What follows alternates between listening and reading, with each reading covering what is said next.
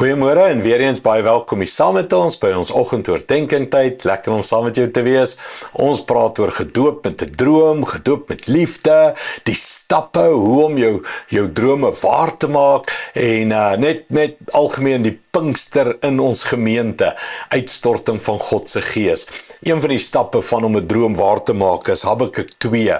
Habakuk 2 vers 2 wat die Here gesê het, hoor hierdie woorde. Toe die Here geantwoord, skryf my antwoord, die visioen, in groot duidelike letters op kleitablette, sodat iemand wat verbyhardloop dit kan lees. Een van die beginsels van doop met 'n droom is wat hulle noem 'n droombord. Jy moet 'n bord hê waarop jy jou drome neersit. Die kinders val op skool, hulle doen plakboeke en plakkate en allerlei goed op hierdie droomborde. Waar hulle sê, as jy dit skryf, as jy dit sê, as jy dit sien, as jy dit stap, dan begin drome waar word. Nou, ons sal oor al daai goed praat, so stadig maar seker, maar daar's 'n beginsel van skryf, sien, sê, stap, al die esse, nee. As jy dit met 'n droom begin doen, as jy dit begin skryf, as jy dit sien, visualiseer, as jy dit begin sê, praat, dan begin drome waar word. Stap is dit, werk 1 tree op 'n slag, nie sprint nie, net stap.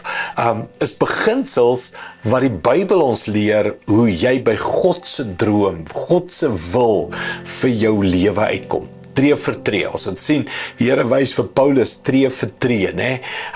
Droom gehad, drome dood, drome weer lewendig, nuwe drome, en dan hoe hy moet stap na daai drome toe. So, het jy 'n droombord?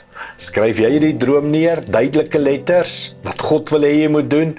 Het jy 'n droomboek waarin jy dit dalk neerskryf, stilte, journal?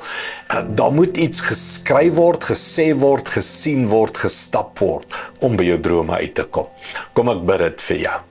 Hemelse Vader, dankie vir hierdie tyd wat U ons vul met drome, maar nie net pie in the sky, weer drome daarbo in die lig nie, praktiese drome wat ons kan neerskryf, praktiese drome wat tree vir tree verwesenlik kan word, praktiese drome waaroor ons kan praat, wat ons kan sê, wat ons kan sien.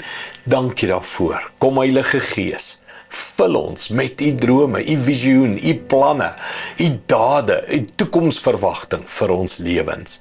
Dankie daarvoor in Jesus naam. Amen. Dankie liewe vriende, ek sien jou weer môre. Trots geborg deur Evergreen Turf.